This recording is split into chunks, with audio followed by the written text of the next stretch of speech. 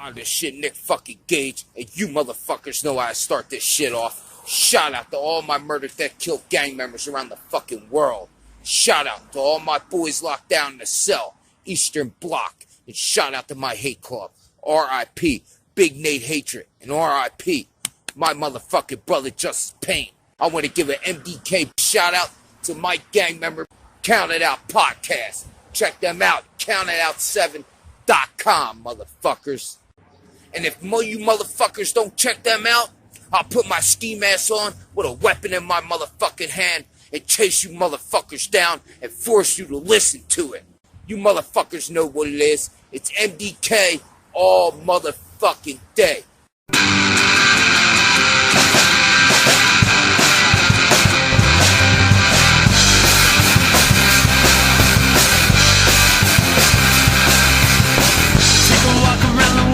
Keep your hands to yourself to the point, cause you know I won't be listening long. Take a road, cause you know I like to travel. Well, we are live, pals, and welcome to another edition of the Bill After Seal of Approved, Counted Out with Mike and Tyler. My name is Tyler, and I am joined by the legendary Mojito Mike. Mike, how the hell you doing, buddy? Oh, fuck it. I'm not going to lie to you, man. I'm fucking exhausted. This has been a few weeks for me. This has been a month. This has been fucking crazy shit. Broken record deal thing. Everybody knows this by now if you listen to the show. Both Tyler and I work in restaurants. So you know that every time a rule changes here in Ontario, the first people to get shit on is the restaurateurs. So, yeah, so that's been fun, dealing with the whole vaccination passport shit. And then it was my kid's third birthday this week. So he will never hear this, but happy birthday to my boy Finn. Hey, maybe one day he will go back in the archives when him and my future child are doing Count It Out with Finn and insert me here.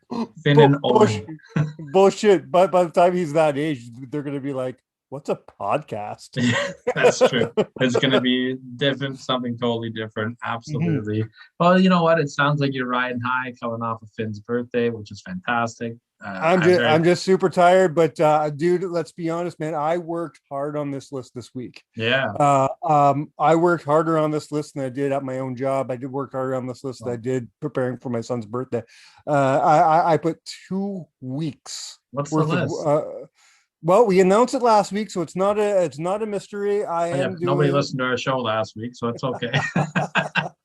I am listing off the top 7 last man standing matches. I watched 32 matches. Let's go. To prepare for this list. And here's the problem. It should have been 33. I fucked up. I missed a big match. So I'm going to put full disclosure out right now that this list could have been different. Maybe. Who knows? I am not going to be discussing the match from Evolution tonight with Charlotte versus Becky Lynch. I thought you were going to have time to sneak it in. I guess not. I remind you that one. By the time you reminded me, it was already my last day of work. I was off to the cottage. I was in birthday mode. No time to watch that match. I have seen it, but not since the day it aired, and I felt it unfair to put it up against all these other matches I watched without giving it a fair rewatch like I did all these matches. So this match has been disqualified from being involved in the list only because I didn't get a chance to rewatch it. But every other match we're going to talk about today, be it on the list or be it an honorable mention or even a dishonorable mention, because God knows there's a few of those. Every one of those matches I watched in its entirety. Well, that's in the last 2 weeks. Yeah. I want you to tell a story here in a minute, but before you do that, I just want to kind of do a little poke here in front of the show. Barry Wrestling promoter Sean Gibson. I'm wearing a Cincinnati Bengals jersey right now, this sweater, and my beloved Bengals whooped the shit out of our arch rival Pittsburgh Steelers. I just got to put it over because we don't beat them a lot. And Shawn, if you're listening, please let me at your next show still. Okay. I think the only thing Shawn hates more than your sweater is my hat. So it's all That good. is fair. That is fair. You know what everybody loves, though? Take a look at this bad boy right here. Mhm. That is the brand new Chinlock Wrestling. I know you can't really see it because of the glare, but right on the top there, Chinlock Wrestling. Count out Mike and Tyler. Mike, where do people find this? Well, people can find it if you're in the Kingston and or Belleville area. In Kingston, you can find it at Gino's Pizzeria in Amherst. Or you can find it in Belleville at Jaybird Digital Arts, who Jaybird, guy named Jason Rees is the guy who made the made the calendar. Phenomenal work. If you're not in Belleville or Kingston, but you're still a fan of Chinlock Wrestling, or you just want to, or you want to support Count It Out, or you want to support our boy Danny Franchise, who's in that thing no less than 3 fucking times. He is the fool. Yeah, baby. If you want to support any of us, you can reach out to us and we'll tell you how to get one. Or you can reach out to Jaybird Digital Arts and he'll mail you out one. He already did it for a friend of the show, Rob. Yeah. Rob. I told Rob to give Jay a shout. He did it within minutes. In a few days, he had his calendar at his house. Absolutely. So and Rob, so if you're a fan of Chinlock Wrestling, absolutely. If you're a fan of Chinlock Wrestling, you're a fan of Count It Out, you need this calendar. It's big. Okay, so after we've got the housekeeping out of the way on www.countout7.com, of course, subscribe to YouTube. Okay, housekeeping's out of the way. Before we get into your list here, I want to bring back something that we haven't done in a little while. Normally, we do like a hypothetical question, right? But since you're doing last man standing matches, it's really hard to do a hypothetical. Easy for me to say, 6 White Claws later, or Cottage Springs later. It's really hard to do a hypothetical about that. So I want to have a discussion with you a little bit here.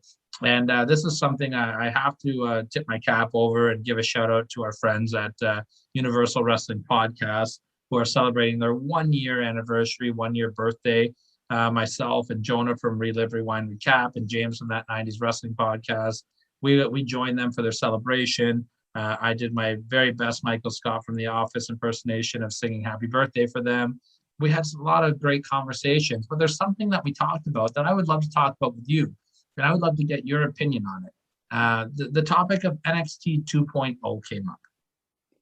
Okay. Now I know you haven't watched any of it. No, I haven't. And neither have I've seen clips here and there, but I haven't watched the full episode. So what I want to ask you is, they're changing complete direction. Vince wants to focus more on getting these big characters back. You know what I mean? And it's almost kind of like a throwback to the Ohio Valley wrestling kind of days. Definitely. Do you think that this change is warranted? And if you're taking a look at what NXT has produced for the WWE's main roster, has NXT been a failure or a success? Oh, I'll start with that question. It's been an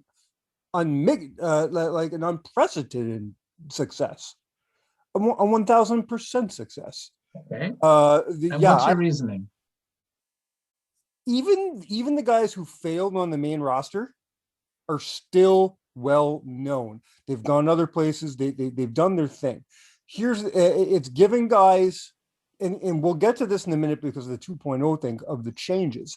But up until now, from I'd say the beginning of the Dusty era of NXT until just a few weeks ago, one of the things I loved that NXT did was they took guys who were indie darlings, guys who hit that indie ceiling and just weren't going any higher.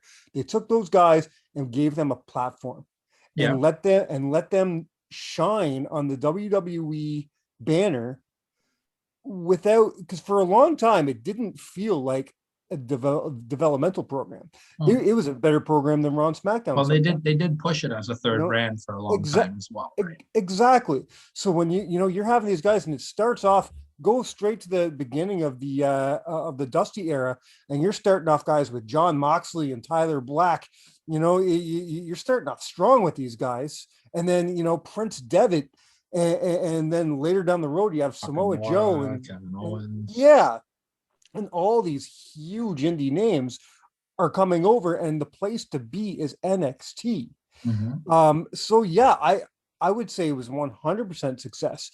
The other question you asked was, is the changes warranted? I'm going to be, let me say straight off, I'm not against these changes. Okay.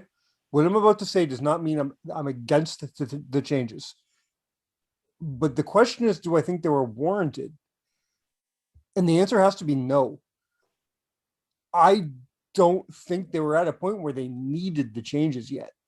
One of the big changes they're making, if they just wanted to do a brand change, change the logo, do a little thing here and there, whatever. It's not the first time the NXT logo's changed.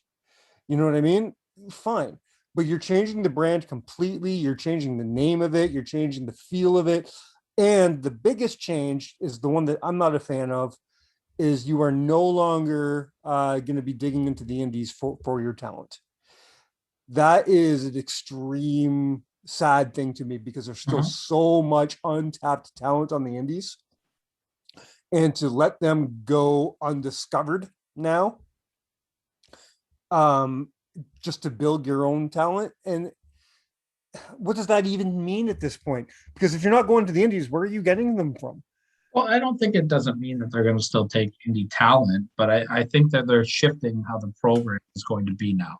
You're going to see a lot more characters. They want the big boys back again. And I have I do feel like they want to go for this like 80s, 90s feel. And I'm not against that at all, which is why I said I'm not against the change.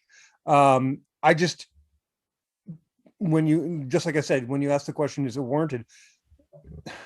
I'll be honest, I've been kind of off the product for the last year, but COVID, but I don't blame NXT for that. I blame the fact that COVID just kind of killed my momentum. I was having a hard time with the whole Thunderdome thing and stuff like that, right? So I kind of just stopped watching, and at no point was I like, even when they started competing with AEW, at no point was I ever like, I'm not into NXT anymore. So for them to be like, okay, people don't like this anymore, let's change it, I found that very strange. Yeah, I found the timing odd.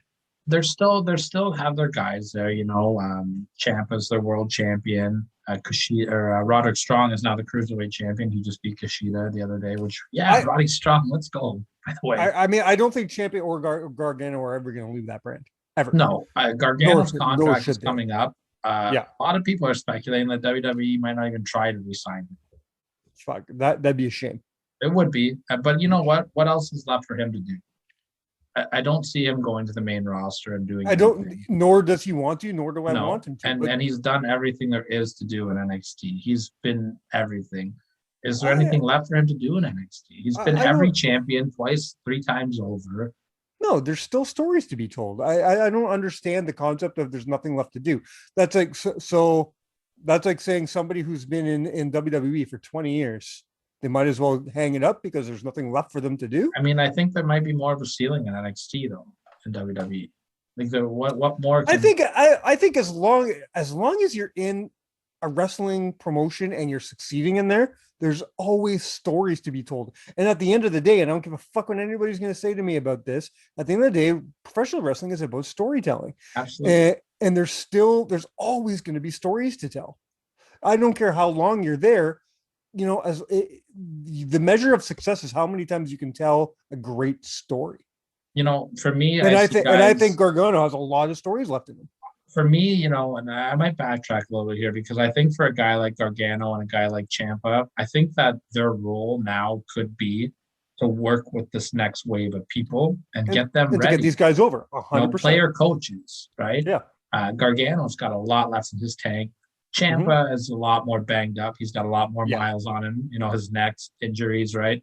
But player coaches are huge. But he's got a lot to teach though, too. 100% he does. Yeah. I'm gonna kind of go a little bit different in your approach here. So before I give my opinion, I want to start off by saying that I think it is safe to say over the last 5 6-7 years, the highlight of the WWE brand in general has been NXT. I think they 100%. put on the best takeover, their The takeover pay-per-views. takeovers were better than the majority of the pay-per-views, other than maybe the big four. But I think it's time for a change. And I'm going to say this not for any fault of NXT, but they have not created a star that has come to the main roster and changed anything. Now, whether that's poor booking, whether that's nobody's come up and moved the needle. Nobody's come up and pushed ratings. Nobody's drawing an audience in. I'd argue for Seth Rollins. I'd argue for Seth Rollins started in SCW. Seth had a cup of coffee in NXT. Well, the Shield were pretty. I'd argue for all three members of the Shield, especially Roman Reigns. I would argue for Bray Wyatt. What did Bray Wyatt do? Did he move ratings? You're goddamn right he did. He was he didn't move any ratings. I love Bray Wyatt. I'm not taking away. To differ. I'm not taking away. I'm not taking away from a draw. But he didn't draw numbers. The raw numbers haven't done anything. They've been. He sold tickets. He sold T-shirts. The brand is selling. He sold merchandise. Yes, he was a huge merchandise draw. He made the point of the matter is he made the company money. He did. He made the company merchandise money. So who the fuck are you now, Chris Jericho? All you give a fuck is the ratings of a weekly TV show. It's not about ratings, though, Mike. What I'm saying that's what I'm saying. What I'm saying is that the WWE is the draw. There's nobody on their roster, whether it's from NXT or WWE, that people are tuning in to watch. Yeah, but whose fault is that? Everybody's fault. No, it's one person's fault. Vince flat out fucking does not want anybody to be bigger than the company ever again. He never wants to create, and this has been documented by a lot of insiders, he never wants another John Cena. He never wants another Stone Cold Steve Austin. He never wants another Hulk Hogan. He never wants anybody bigger than the banner. And we've seen it, and it is a big problem, 100%. And we have seen this 1,000 times. Every single time one of those guys starts getting fucking big, what happens to him? They bring him down. Exactly. But that's not NXT's problem. That's not NXT's fault. That's not the talent's fault. That's not the fans' fault. That is Vince McMahon, Nick Khan, whoever the fuck else is in that little office, being afraid of letting somebody be that big again, which is idiotic. We've talked about this on the show before. If it's organic, let it happen. Mm-hmm. The best. I think the booking has been the biggest downfall with the WWE. I think the start-stop booking. A guy like Keith Lee in NXT, but NXT wasn't NXT was the best product the WWE was doing. It's not even a question. This is my point. So I don't know why NXT needs this change all of a sudden when it had the best booking of it all. But they're not making any stars for the main roster. No, that's bullshit. It's not that they're not making any stars. They're holding those stars back. Listen, these guys are coming up, and I think a lot of it is bad booking. I'm not going to argue that point. I think a lot of it is bad booking. Look at Karrion Kross. It's a great example. In NXT, his entrance, his Scarlet, all of that was fantastic. Well, now he comes up to the main roster looking like Psycho Sid and the Gimp from Pulp Fiction had a fucking love child. And it's terrible. But point in case, a man who should be, by all means, one of the biggest names in company history, and the company won't let it happen. That's a man named Finn Balor. Keith Lee, you could argue too. 1,000%. And even though I'm personally not a fan, a lot of people are. You can make the argument for Nakamura as well. I think Nakamura is that guy's charisma, city. If it wasn't for his injuries, I'd say that they should have pushed Samoa Joe as high as humanly possible, but even without his injuries, I don't think they would have done it. They had a lot of good years with Samoa Joe where they could have pulled that trigger. Yeah, so it's like I'm not him and Brock anybody fought for 5 minutes on Great Balls of Fire 2 weeks in a row. We talked about Great Balls of Fire. I don't know. For me, I'm gonna give this change. I'm gonna give it the chance because I think it's time now. I'll give it a chance. I'm looking at the main roster though, Mike, and I know it's an unpopular opinion. And listen, I love all these guys. And for me, NXT is the only thing that I really want to watch in the WWE right now, minus a couple guys. I do enjoy SmackDown. I do try to follow SmackDown a little bit. But I just, you look at what OVW was when they made it more of a developmental territory. They took that NXT from developmental, made it a brand again. But nobody's coming up to the main roster and clicking with their audience. Whether that's poor booking or whether that's the talent, that can be argued. But they haven't created a superstar. Look at OVW, Cena, Brock, Orton. What's the other one I'm missing? There's the big four. Either way, Batista. Batista. Thank you. These guys came through the developmental with OVW. And they became superstars. Now they weren't booked great to begin with either. Cena flopped at the beginning, Orton flopped at the beginning, Batista flopped at the beginning. Deacon Batista, and right. The only one who got the rocket right away was Brock. Yeah, and Brock was booked the way he should have been booked because he's special, and that's what everyone's saying about this Bronson guy now too in NXT. Rick Steiner's kid, right? Right. Yeah. I don't know. Would you like to know who I think is the breakout right now in NXT? What's her face? Frankie Mobster or whatever. I do. Don't get me wrong. I love me some Frankie Monet or whatever her name is. I don't know. I love me some Taya Valkyrie. I do. But no, my big breakout is Dexter Lumis.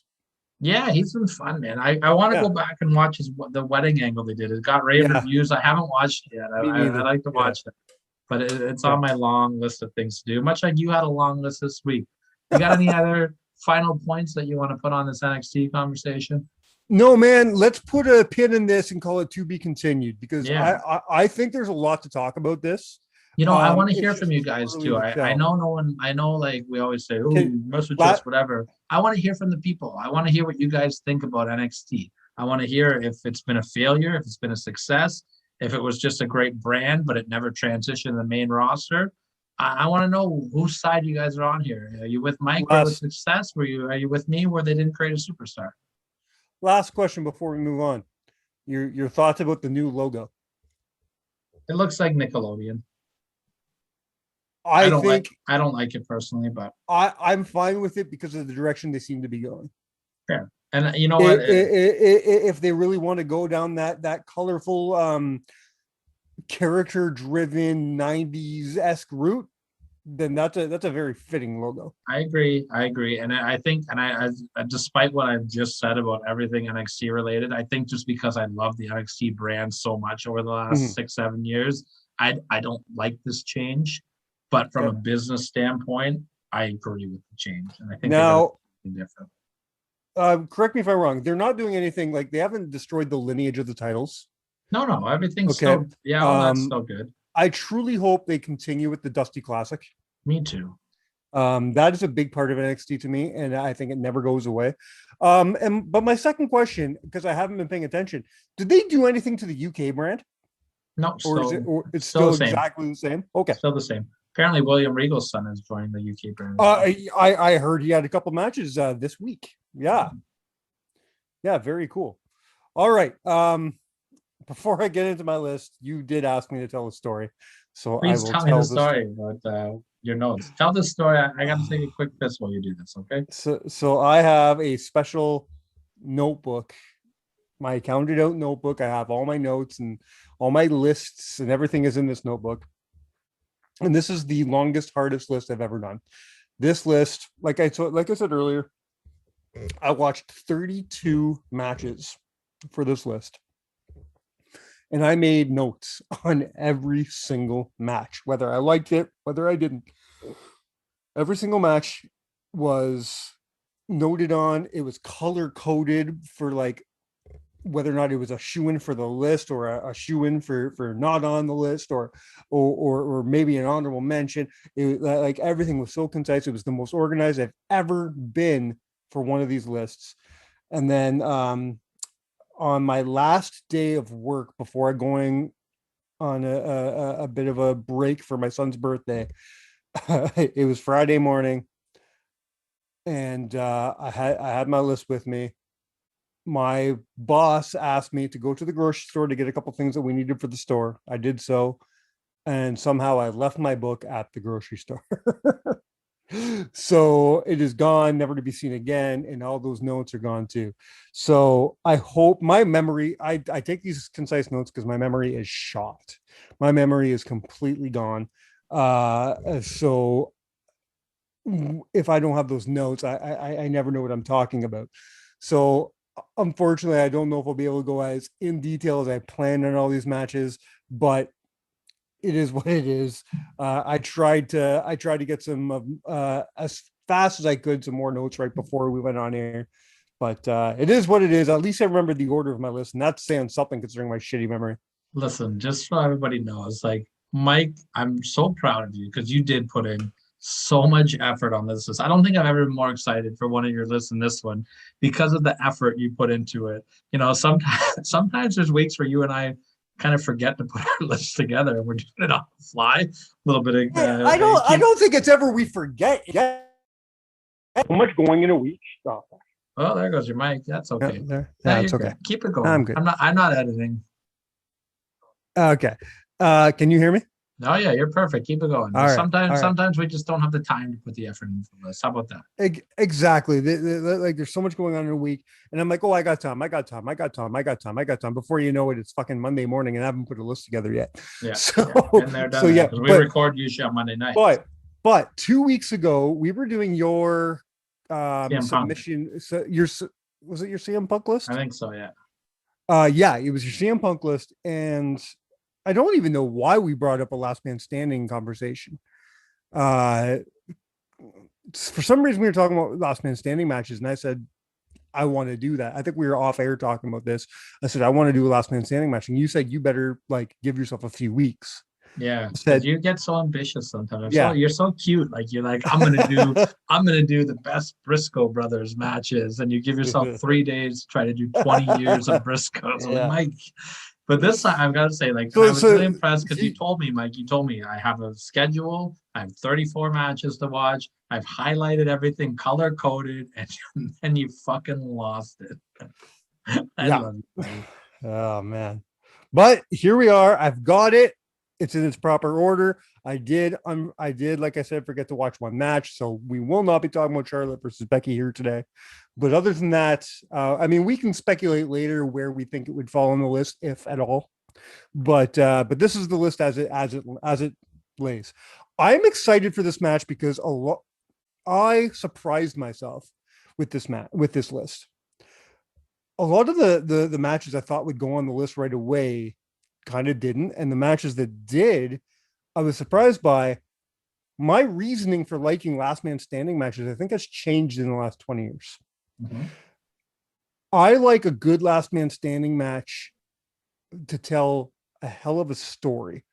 Very much like a couple weeks when we were doing my submission match list. You know, I want a story in there, and I need a good finish. But most importantly, I want the story to be just above the violence. It's a last man standing match, so it's got to be violent. Yeah, and the build-up has to be good to get. But I don't want the violence to override the story they're telling between those bells. And I found a lot of these matches, especially the Impact ones I watched, the story gets lost and sloppy.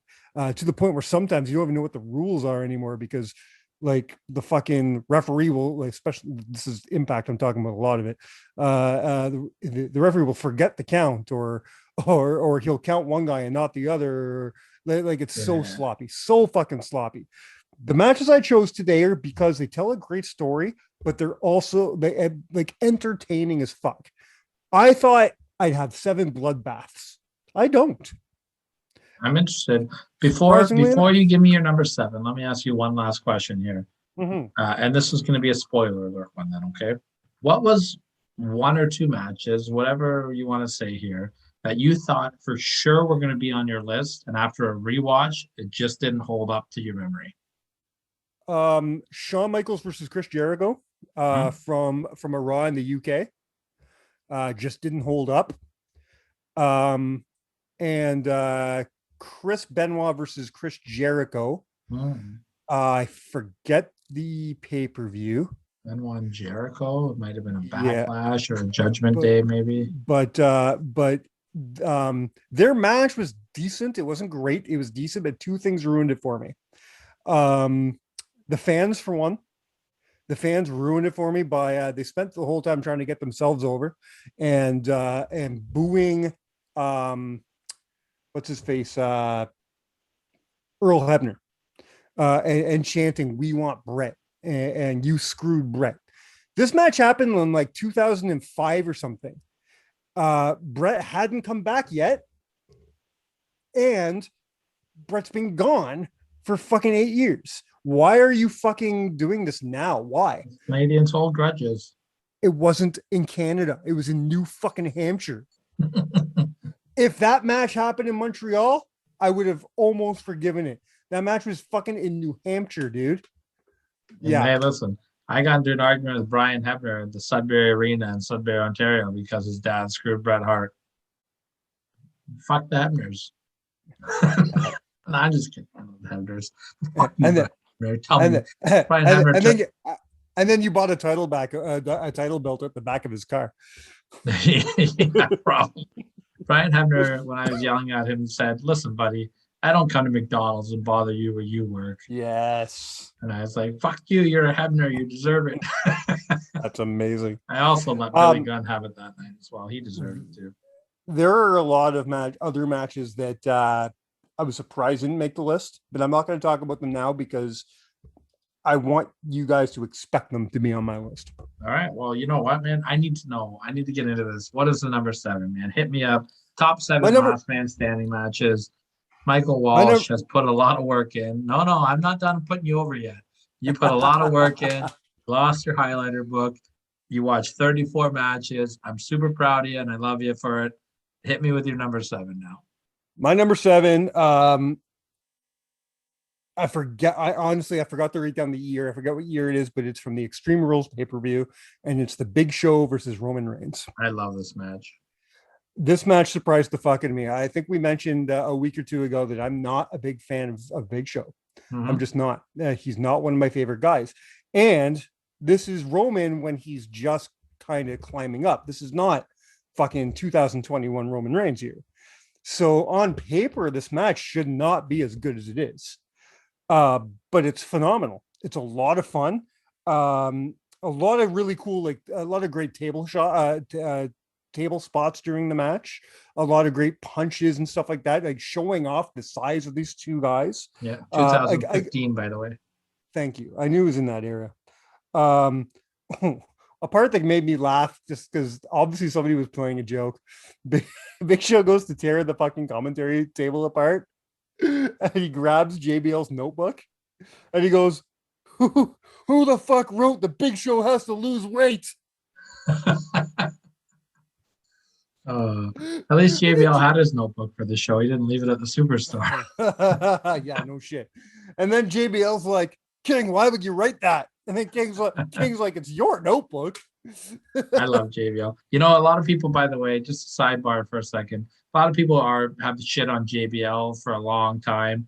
I highly, highly recommend listening to his podcast with Gerald Briscoe. I think you're going to see him in a whole new light. I think he realizes his maturity level from back then, and he does show remorse for it. And especially when you listen to the one that he did with the Blue Meanie, really put Meanie over.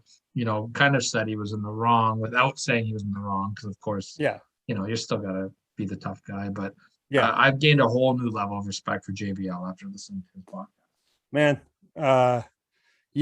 for me it's a little hard now after his fucking horrible Hall of Fame speech. Yeah, it was not good, but man, this guy is like a little kid talking to some of these people, and I don't know. I just gained a whole new level of respect for him after listening to his podcast. I've only gotten a chance to listen to one episode so far. Which one did you listen to? I listened to the Steve Kern episode. Oh, which was so good. I loved it. I also recommend this podcast to anybody. It's like I said, I've only listened to it once, but the one time was really good. Highly recommend listening to the Freebirds one. the Jimmy Garvin solo one or the Magnum TA one, because they go into some Nice. great drinking stories, and all of them. It's honestly the premise of their podcast is they want to take it back to the old days of driving from town to town and shooting shit in the car.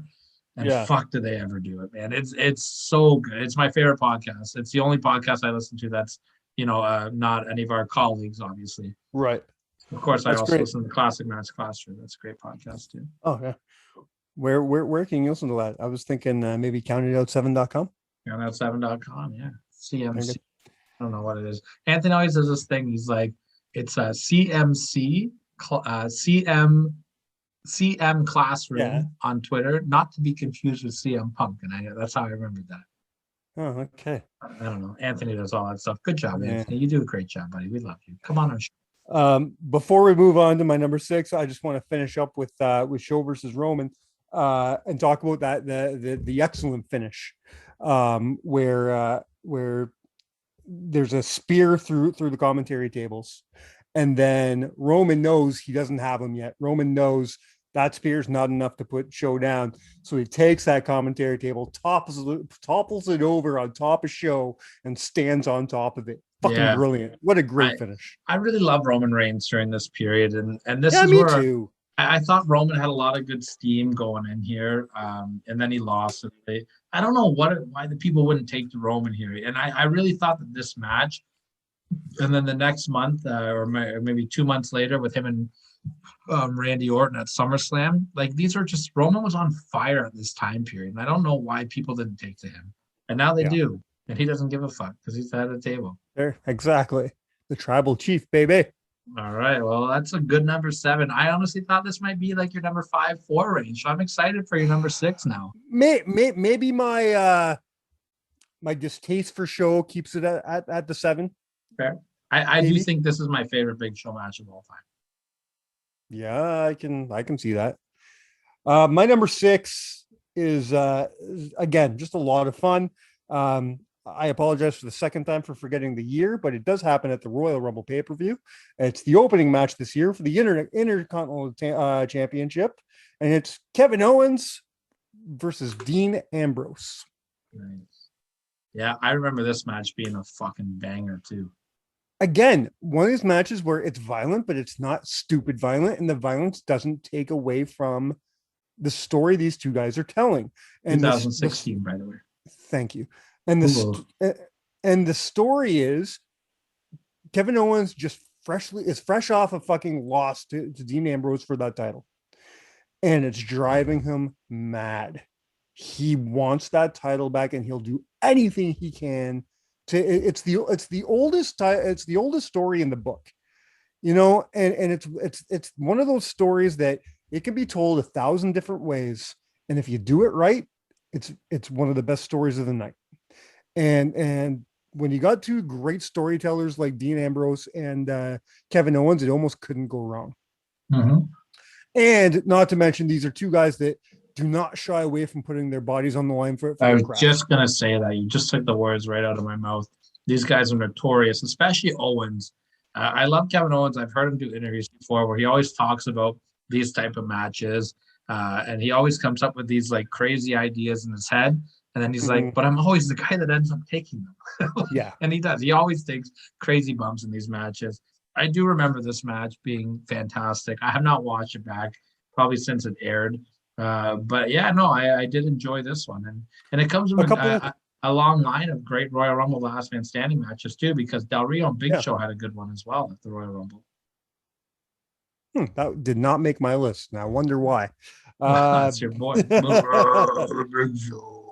A couple highlights from this match. A lot of great kendo stick shots. But not just, holy shit, that must have hurt kendo shit shots. Creative kendo stick shots to the point where it breaks and he's Nick Gaging them and right in the gut and loving it. You say Nick Gage? I can't believe this match was your number 1. Wait, I should. It's made of wood, so he's not Nick Gaging him. He's Magnum TAing him. Oh, there you go.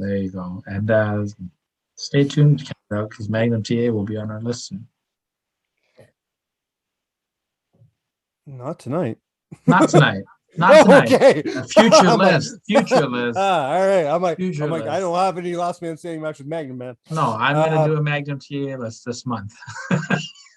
Another, I mean, we'll announce it. another cool highlight of this match was Kevin Owens going for his cannonball and going right through the fucking security barrier. Mhm. That was love. That was really cool.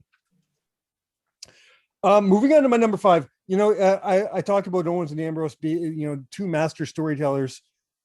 We're moving on to number 5, who I think are the best storytellers of an era.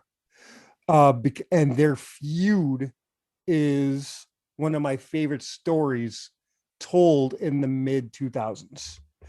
We're going to 2007. We're going to the Backlash pay-per-view, and it's the Undertaker versus Batista. Oh man, nice. I don't know if I've ever watched this match before, but I love this feud. Love this feud. This feud, and this is Backlash. This is coming right off of Batista's loss at WrestleMania, right? Is this the match where it's like a double? It's like a no finish kind of. Okay. So I want to get there. The match itself is really, really, really good. Like there's a lot of cool spots and stuff like that. A little bit of blood, not too much. But the real magic happens at the finish.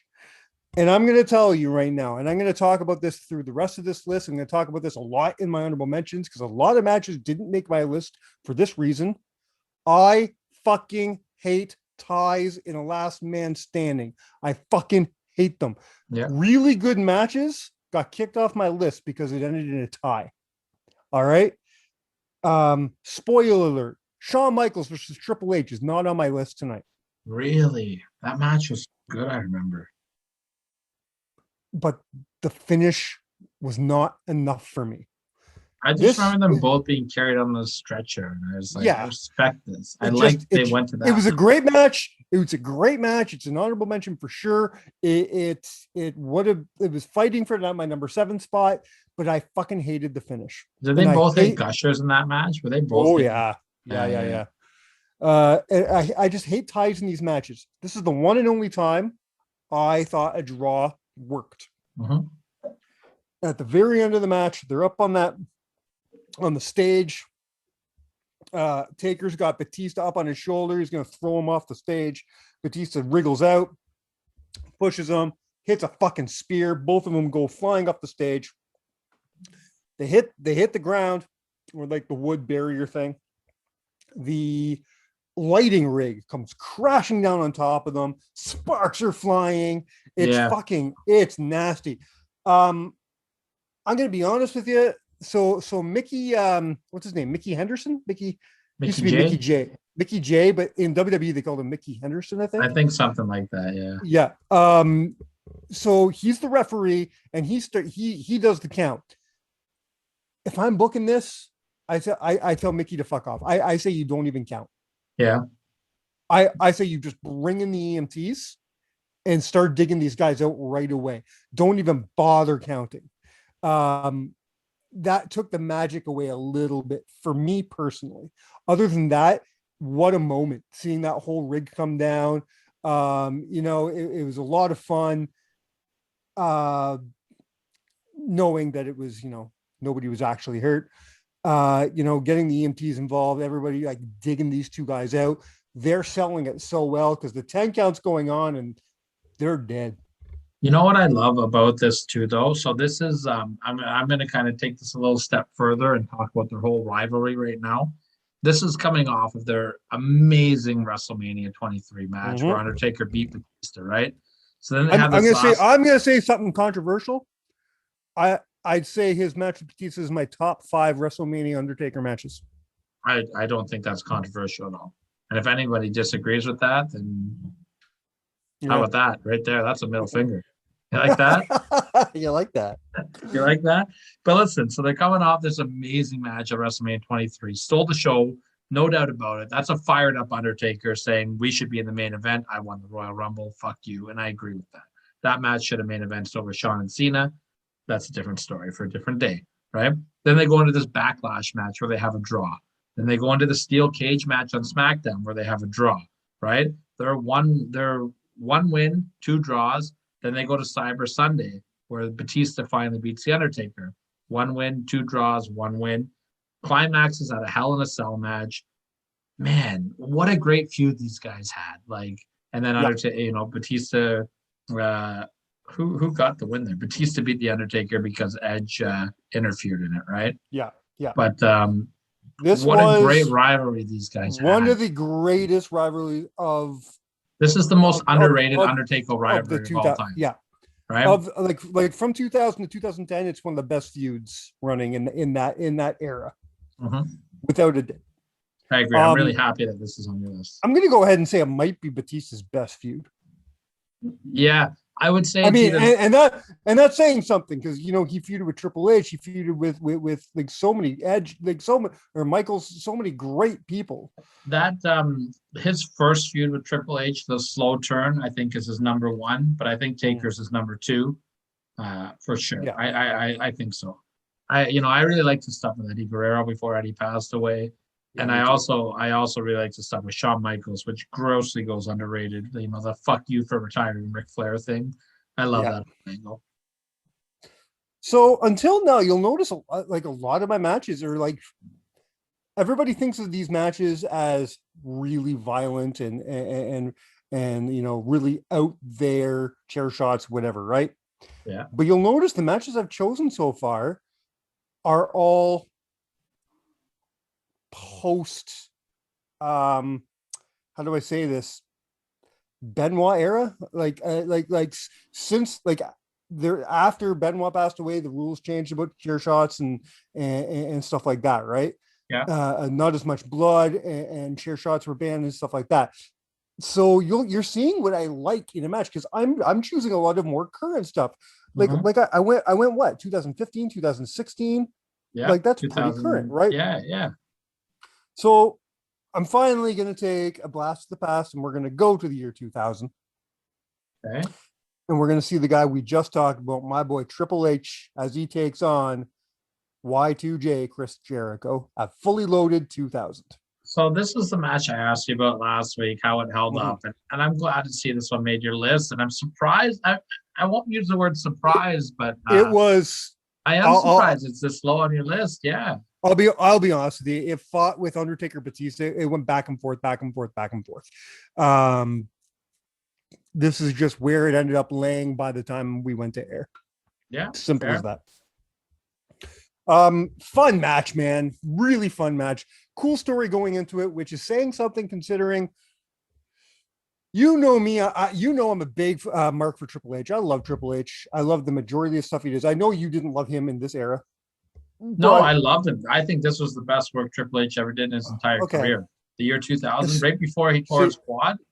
See, and the stuff I didn't like, I got over the Stephanie stuff really quick. I wasn't big on the Stephanie storyline shit, but this match was so good. And Stephanie did a great job. The story they were telling with Jericho and Stephanie, you filthy, dirty, disgusting, bottom feeding, trash bag hoe. Listen, that was the year 2000. I just recited that without thinking about that since the year 2000 off the top of my head. This angle was fucking over for me to do that. Yes, 100%. The Jericho laying a kiss on her the show before and everything, everything going into this just made a lot of sense. It was just a fun, violent ass match. Triple H hit a gusher, which was very Triple H at the time. Yeah. So that made sense. Lot of violence in this match, which you weren't used to seeing from Chris Jericho yet. So that was cool. Yeah, I think this is the match that kind of put Jericho on the map in the WWE. I was just about to say that people can say whatever the fuck they want about Triple H not putting people over in the fucking 2000s. I'm going to call bullshit every time. I think Jericho has guys like Triple H to thank for getting him over in this era. Yes. In my opinion, Mike, I know. Yeah. In my opinion, Triple H was the best wrestler in the world in the year 2000. From Thank you. from the beginning of 2000 until he tore his quad, I don't think there was a better wrestler on the planet than Triple H. I Now, could when not agree he with you got more. awarded the world title in 2002 or 3, whatever year that was, from Eric Bischoff, Yeah. that's the run I don't like with Triple H, where he beat RVD at Unforgiven, where he beat Kane with that Katie Vick storyline. The Shawn stuff was great. Don't get me wrong. I love the Shawn stuff. And then, the Booker T stuff. I just didn't enjoy the beginning Okay. I get of you. that reign. And I think that's fair to say. I don't think I'm the only I person think that feels I think the only two stories I really legit hated through that whole thing was the Booker T story and the Scott Steiner story. I think Yeah. I Come you on, know, Katie Vick. I But I'm maybe not gonna because I'm not Kane gonna is my lie. big show to you. I'm not gonna lie and say I loved it, because no, I didn't love it, but I don't hate it nearly as much as most people say they do. I do not like it. But you know what? And nothing against the guy. I'm just not a huge Kane guy. I think I respect the hell out of him. I love what he's done. I think he's changed the business for the better. Blah blah. But he just wasn't for me. You know what I mean? And him and Triple H, I didn't like it. And I was already pissed Now, because he didn't put RVD over and blah blah blah. That's a different podcast.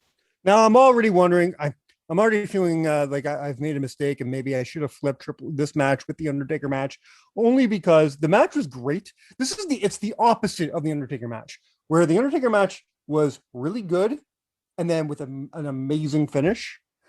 The Triple H match was amazing with a meh finish, as far as I'm Yeah, concerned. this finish, I do remember this finish though, as didn't they do like a double It, back suplex they, through a they tried table? to, yeah, and it just fell flat for me. Like, it didn't seem like a finish for me.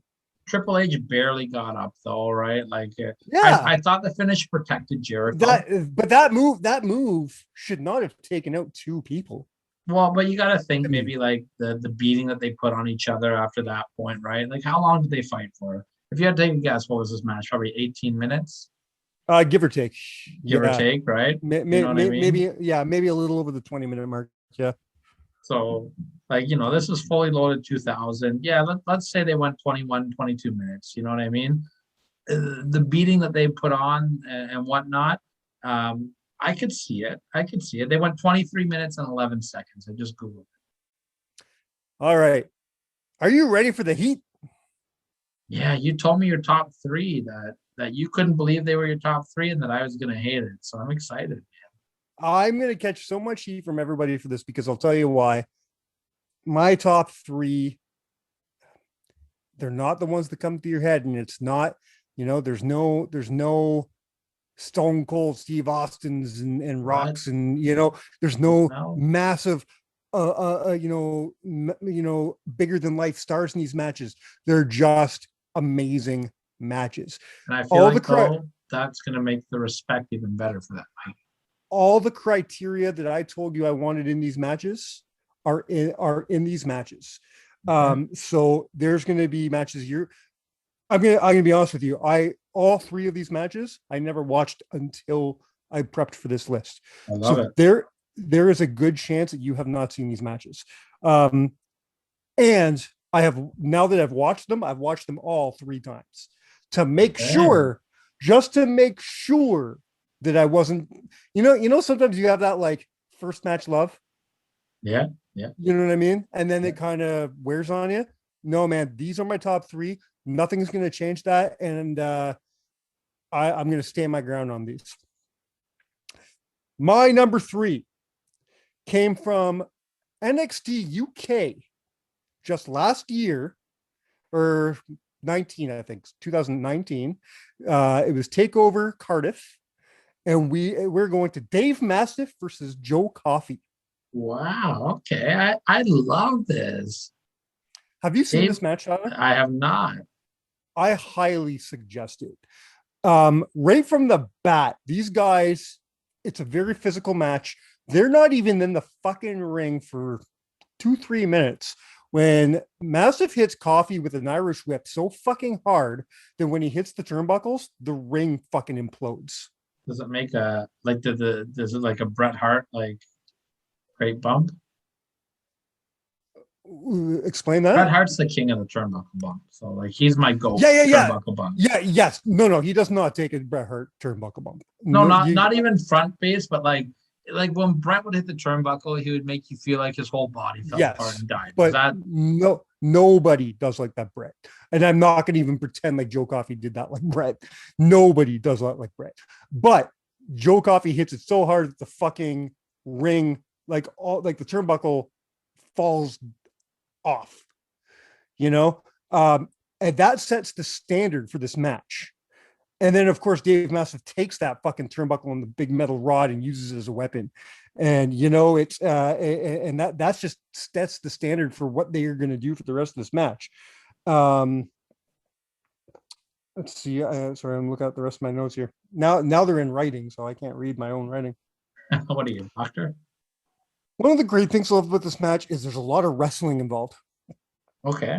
A lot of suplexes, a lot of power bombs, a lot of a lot of holds, a lot of stuff like that. You're trying to wear your fucking opponent down, right? And there are weapons involved, but they're not just going for the weapons, which I love. Speaking of the weapons, they do get a point, and it's UK, man. It's the UK, so you got to do something special, right? So the first weapon that comes into play is a cricket bat. I love that. And holy fuck, does that look like it hurts? Yeah, those things are solid. At one point, a pool cue and some pool balls come into play. That's pretty fun. Lot of table spots. There's a great spot where the table unfortunately doesn't break. He does like a rolling. Mastiff does a rolling senton, and the table doesn't break. And it's like, oh, can you just imagine like how much that hurts without the give? Finally, they end up both going through a table. Coffey ends up getting up, and Coffey wins. But it's just a very physical, very fun, very entertaining. Very. Imagine if Bret and Owen had a last man standing match in 1994. That's what that's what they would have done. I love that. I got to tip my cap to you, man. I really respect the fact that this match is on your list. I know who Joe Coffey is. I've never heard of Dave Miles before. I'm going to be totally honest with you guys. I don't watch NXT UK. It's just too much wrestling, too little time. Not that I don't respect what they do. I just don't have time to watch it. And I went into this already knowing these guys and I don't watch UK either, but I've been off the product for the last couple of years, but I was a big fan of ICW for many, many years. Yeah. So, and that's where a lot of these guys came from ICW. So I already had a good understanding, especially Joe Coffey. So I had that going for me. But man, even if you don't know the guys, watch the match. It's so fun. I will watch this match. I have no doubt that you and your love for that style of wrestling, you're going to love this match. I'm very excited for this. And I like I said, man, this is why I respect what you've done this week. And I wanted to put you over at the beginning of this. You fucking did your homework, man. And I really did. I did my homework. I did my homework so much that I even stepped out of the WWE. Is that what your number 2 is going to be? And I went over to Impact Wrestling, then known as Total Nonstop Action. And my number 2 is the Fallen Angel, Christopher Daniels versus the phenomenal AJ Styles. I'm very glad this match is on your list. I've never watched this match in its entirety. I've watched like the YouTube highlight packages of it. These guys, first of all, these guys have such a great rivalry. The finish is famous, but the match itself is so good. Yeah. So good. And you just hit it on the head there. This feud, I love. You can't put those guys in a ring together and not get magic. And I mean, whether because they have a very famous tag team. So whether or not they're tagging or wrestling against each other, everything Styles and Daniels does is magic. Can we talk about their very underrated and forgotten tag team feud against LAX and TNA? Oh, for sure. Oh man, they had some amazing matches. One of my favorite tag team feuds in TNA. I am a big fan of tag team wrestling. I didn't know if you knew that or not. I'm going to go ahead and say that I don't care what you say about Kurt Angle, Samoa Joe. It doesn't matter to me. Christopher Daniels is the best opponent AJ Styles ever had. Yeah, I think you got to fight him and Kurt Angle. I really do. I think you can flip a coin on that one, man. Christopher Daniels, and the history though. You know what I I mean? think Christopher Daniels is one of the most underrated wrestlers in the history of professional wrestling. I agree with you. I think him and Robert the Strong are the two guys that never will get their the proper fact, just due. yeah, I love that he the came fa- back wrestling I think recently there's too. still, I think there's still time for Roderick Strong. I think there still is time for his story to be told. Christopher Daniels, unfortunately, he's in his 40s, right? Hey man, he just made his return to Impact Wrestling. Yeah, very I true. love seeing that. Yeah, this match, go ahead and watch. I'm not going to spoil too much of it because you haven't seen it, but I will, because you have seen the finish. Let's spoil the finish. The finish is one of the coolest things you've ever seen. You could not pay me $1 million to take this finish, by the way. The Styles Clash already scares the shit out of me. I don't think, like, if I was ever a wrestler and you told me you're facing AJ Styles tonight, I'd be shitting my pants the whole match if I knew I was losing, especially because I no fucking way do I want to take that move. I hate that. I just be shitting my pants because of how good he is and how terrible I would be. It looks beautiful, but it's also the kind of move, like, he's hurt people with it, and yeah, but that's their fault, right? Just you don't have to move. Don't move. Yeah, the people that tuck their head are the ones that get fucked up, right? But that goes against everything you're trained. Tuck your head exactly. Yeah, it's a scary move, and then you set it up on top of a stage, off the stage through a fucking table. Are you high? Wild, eh? That shows how much, like, those two guys, not only they have a great feud, it shows that they are great friends, because how much do you need to fucking trust AJ to do that move? Man, Christopher Daniels is one of the guys that put AJ Styles on the map. 100%. You know what I mean? Him, 100%. Loki, Jerry Lynn. Yeah. And then Samoa Joe, obviously, you put in there as well. Those are the guys that in Impact and TNA wrestling at the time. Mm-hmm. Those guys are to me, when you, like, you know, TNA wrestling, Jerry Lynn, Loki, Christopher Daniels, Samoa Joe, AJ Styles, all these guys are the guys that I think about first. And what could have been with that company, you know what I mean? Like, they should be AEW right now. Yeah. Wah, wah. All right, buddy. Hey, are you Mike, ready? I don't have a clue what your number one is. Are you ready for your mind to get fucking blown? Because this blew my mind. When I watched this match, I could not believe this match has no business being as good as it was. No business whatsoever. On paper, on paper, you're saying this match is going to be good. This match might make my list, maybe. And then you're like, holy fuck, that's the best match I've watched so far. You're killing me, man. Hands down. Give it to me. What is it? And the biggest surprise of all is this match happened during the Thunderdome era of wrestling. During the chamber? What is that? We are going to NXT TakeOver, and we are doing Raquel Gonzalez versus Ria Ripley. Okay. No, I'm sorry. It's not TakeOver. It's not TakeOver. It was not TakeOver. It was New Year's Evil. It was not a pay-per-view. It was a episode of NXT. It was their New Year's episode. Okay. I'm corrected. I've never seen this match. Rhea Ripley. I had a feeling you hadn't, but you need to do yourself a favor and watch it. I cannot believe Rhea's the champ here? Yeah. Okay. The things these women did in this match prove why women's wrestling should no longer be called women's wrestling anymore. We've said this 1,000 times on this show. It's just wrestling. These two women went out and proved why in this match. Man, I'm pumped up. I haven't watched a whole lot of Raquel Gonzalez in my time, to be honest. Current champion. But she really impressed me in this. I love Rhea Ripley, so I was already sold that, you know, this was going to be a decent match. We get a run in at one point from Dakota Kai. She gets involved, but the match, I'm not going to spoil the spots. I bet you a lot of people listening to the show have not seen this match. But I'm telling you right now, go and watch it because it is my number one. Even if Charlotte and Becky made their way on this list, I don't think they'd be beating this out. Yeah, fair. Fair. I I'm cannot excited, believe how good man. this match is. What a great I number can one. What a I, deep cut. I I respect can't it. believe how good this match is. It's just ridiculous. I could Well, Rhea was the monster in NXT at this time, and Raquel was her equal. You know, and she was the same build as Rhea. They're if anyone could push Rhea to her limits, it's Raquel, right? And I feel like this is January. I'm just trying to think off the top of my head here. I feel like this is a type of match that push Raquel to get to the level where she is now to be the NXT World Champion. yeah.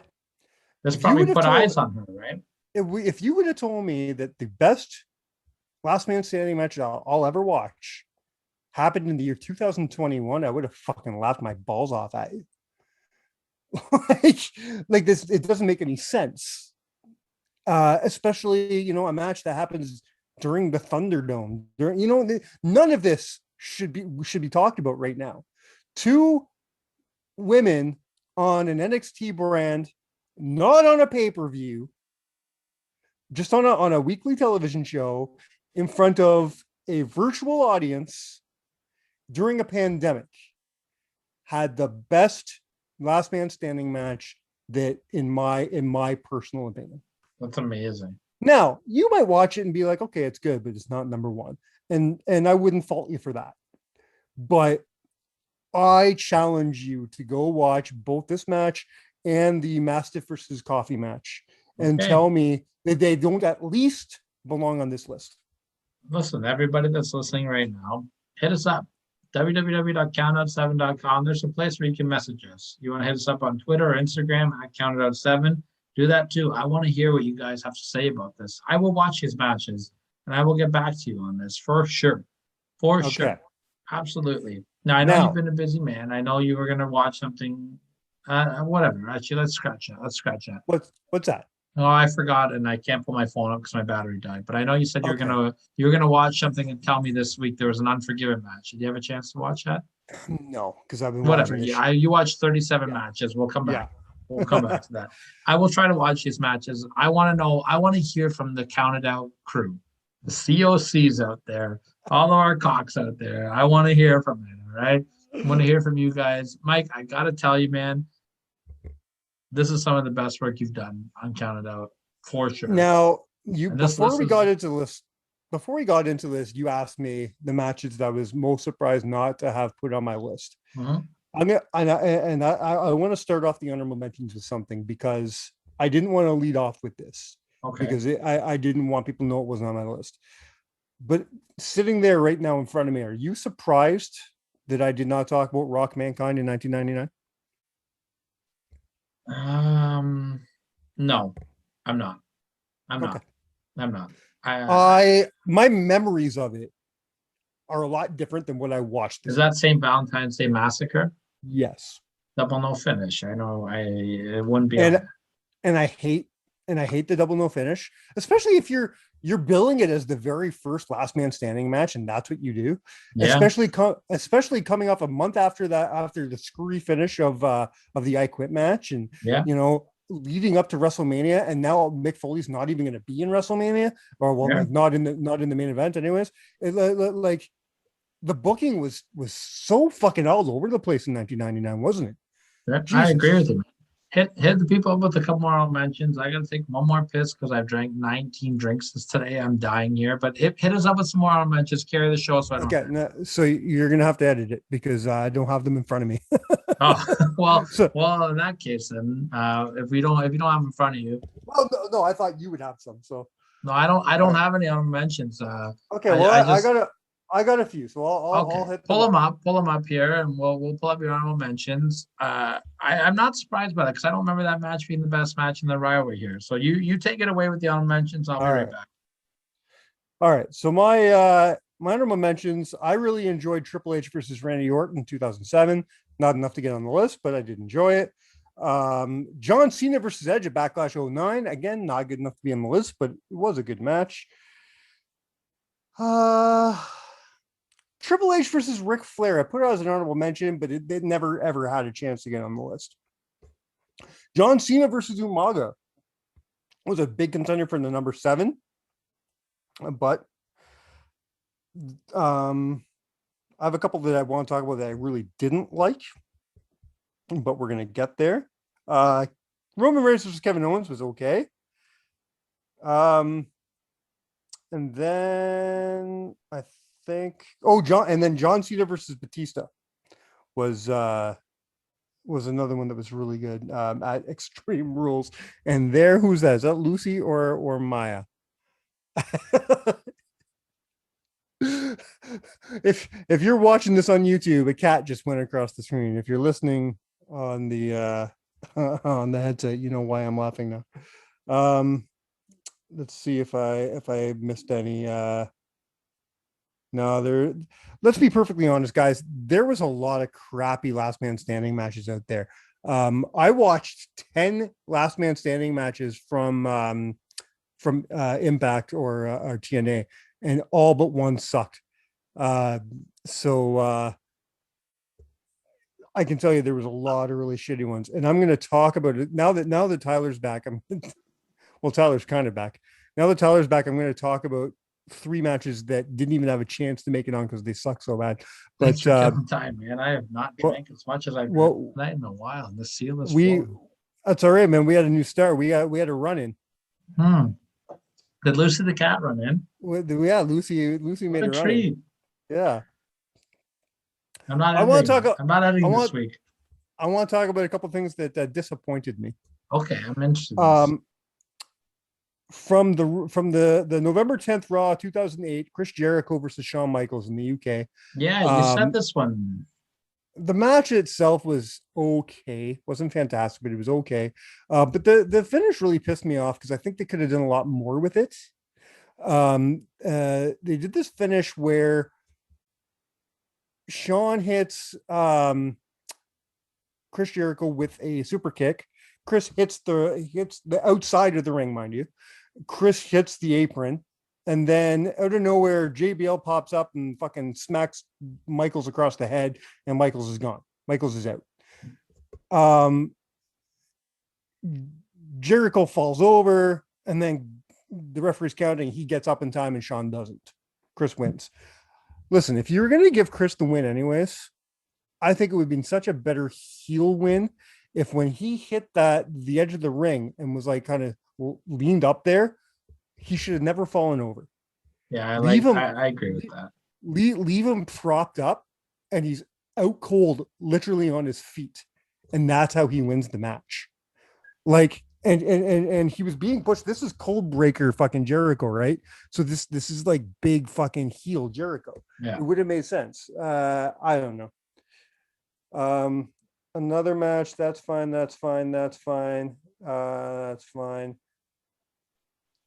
Looking for another match. Like I said while you were gone, Triple H versus Ric Flair was okay, not as good as I wanted it to be. Yeah, I agree with that. Here's a match. Maybe it's just because I didn't like the feud. I don't know, but the match fell flat for me, and that really flat for me. It didn't even get an honorable mention, and that's AJ Styles versus Shinsuke Nakamura. Yeah, I'm with you on that too. I was very just underwhelmed with their WWE feud, and I don't think I'm the only person there. Another one is John Cena versus Bray Wyatt at Payback. Just kind of, I didn't like the whole. After Cena beat him at Mania, I lost him. Yeah, you know. Did Edge and Cena not have a last man standing match? That was good. They did, yeah. I mentioned it in my honorable mentions. Yeah, and then the last one I want to mention, just because I remember watching it with a bunch of buddies, watching it with friend of the show Adam and a bunch of other friends, and I remember just being so disappointed in it. And that's from NXT TakeOver Brooklyn 4, Tommaso Ciampa versus Johnny Gargano. Yeah, I think it was the weakest of their matches for sure. It was long, it was drawn out, it was boring, and they didn't do anything that wowed me. And maybe it's because they had so many amazing matches. And then this NXT guys, man, they should rebrand that whole thing. A bunch of failures, eh? so that's it. That's my list, man. That's what I got this week. I got to put you over this week, man. You did a great fucking job. Can we go? I want to do things a little backwards before we sign off this week. Yeah. Usually we hit on the news at the top of the show usually, and there's something we forgot to talk about. Not only did we forget to talk about it today, we forgot to talk about this last week too, and it has to be fucking talked about. Can we give a really quick shout out to Option C? Is this our boy Josh Alexander? Our boy Josh Alexander relinquishing the X Division title to cash in a shot at Bound for Glory against Christian Cage. Yeah. What great storytelling Impact is doing right now with this. And everybody help his wife out. Jade Chung is trying to get Bound for Glory. She's auctioning off all of her gear. Have you seen this? Who's this? His wife. I don't know much about his wife. His wife was the Ring of Honor manager, Jade Chung from the Embassy. She wants to go to Bound for Glory to watch him in the biggest match of his career, but they're trying to raise money to do it. So she's auctioning off all of her stuff on eBay. Check it out. Help her out. You know what I mean? You think Impact would just fly her the fuck in? That's what you'd think, but she's trying to raise about $500, so it's nothing too crazy. We can help her get there. But Jesus, for the amount of indie shows Josh does, you think he could fucking afford it? I'm pumped up about this. Josh and Christian. Me too, man. I wish it was Josh and Kenny. I really wish it was Josh and Kenny, but it's not. I get it, but I'm like, I can't live in that world, man. I can't live in that world of, oh man, I'm not going to let what we're not getting destroy what we are getting. And listen, Josh and Christian is going to be awesome. Christian is awesome. And that's not a knock on Christian. I just like, when Let's be perfectly honest, some of the best work Christian ever did in his career was in that company. Absolutely. I think it is the best work he's done in his career, minus the Edge and Christian tag team. I think his singles run in TNA is fantastic work. I love the throwback to being the champion again. Yes, I love it. When you look at this Forbidden Door shit and whatever they're doing, when you put the belt on Kenny, I would have liked to have seen them drop the belt to an Impact guy instead of an AEW guy. No, that's me being nitpicky. But if I'm not going to complain about Josh and Christian, and I'm going to watch the match, and I can't wait to watch the match. And I'm praying that they put the belt and strap the rocket to Josh Alexander. At the end of the day, I think that was Tony Khan being picky, because he had final say of who Kenny lost to. You mentioned something earlier in the show though about an organic build. There's nobody in the present day that's had a bigger organic build than Josh Alexander. Exactly. He's just been there like since the time the North stopped being the North. Josh's stock is even with the North, and even before they were the biggest. I'm going to say one of the biggest tag teams in the history of that company. I agree. 100%. Great feuds, great matches. They were a great team. I will not take that away from the North. But as good as the North was, Josh is just something special on his own. Maybe we do an Instagram live show for Bound for Glory this year if we have a day off. Maybe we do, yeah. It's not a bad idea. Yeah, that's October 8th. Is it? I'm not too sure the date. We'll have to ask already it's October, so which means I know I don't have it off. Yeah, that means that. So that's not happening. I will be at Barry Wrestling on, so I will have the day off. So I get my work schedules a month in advance. So I already know I do not have any weekends off in October. But then again, I might have an evening off. Who knows? We'll see. What a treat! I'll try not to drink 1,500 White Claws and cottage strings this time. I remember even talking to you. Yeah. See, at least I can drink 22 Coronas and still fucking remember the night, sort of, kind of, maybe. I mean, I did interview Rory Fox, and I blacked out and don't remember anything. But did you? I mean, I was there. God, I love Rory. I gotta say hello to Rory soon. I haven't talked to him in a while. But either way, I digress. How about we talk about next week's show? Last thing to talk about before we move on live, just because you brought up Rory, which makes me think of Matt Cardona. Ooh. And let me say how awesome it is that Matt Cardona is not done putting over GCW. Yeah, he's still in there.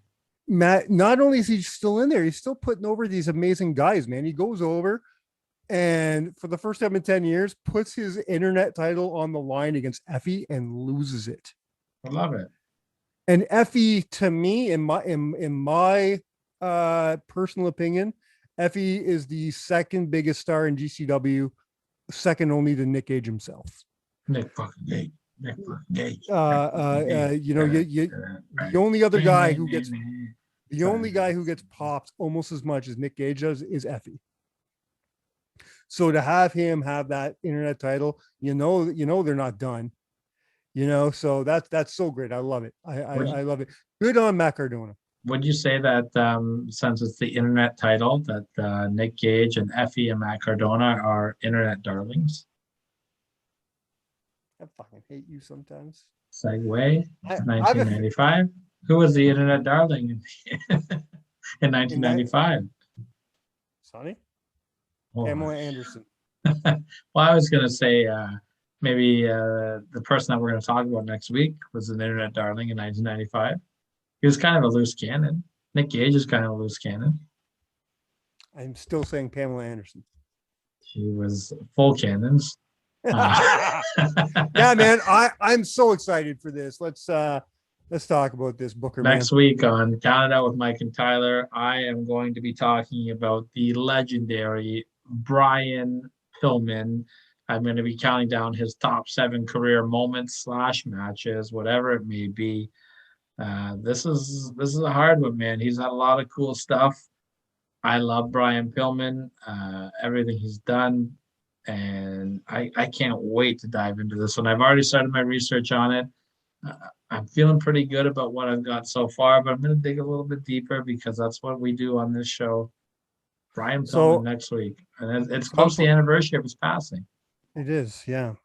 So I'm putting you on the spot. You didn't know I was going to do this. I'm calling out friend of the show. I know she listens. She must listen every week because she loves us so much. Broadwin Billington, come on, hook us up. Get us Brian Pillman Jr. on the show, man. I'll send her a message to see what I can do. But by the way, cheers to Bronwyn. What a beautiful human being she is. I love her, and I have become such great friends. I love Bronwyn. She's gonna get you a divorce one day. I'm telling you. Don't No, Bronwyn's great.